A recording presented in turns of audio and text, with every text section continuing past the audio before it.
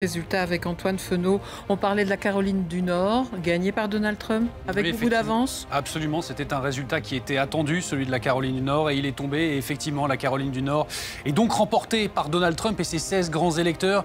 Donald Trump donné gagnant sur place, avec un score tout de même assez serré, à 50,8% tout de même pour le républicain, pour cet État qui est devenu au fil des temps un État pivot, lui également. En revanche, une autre victoire qui, elle, était assez attendue cette fois-ci, c'est la Californie, sans surprise.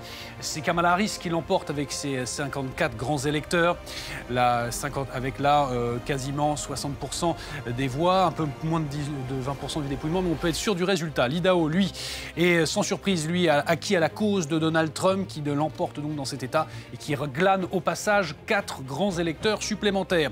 On reste sur la côte ouest des États-Unis avec un autre État qui, lui, va basculer cette fois-ci du côté de Kamala Harris, c'est l'État de Washington, où la démocrate est donnée gagnante tout au nord-ouest donc des États-Unis.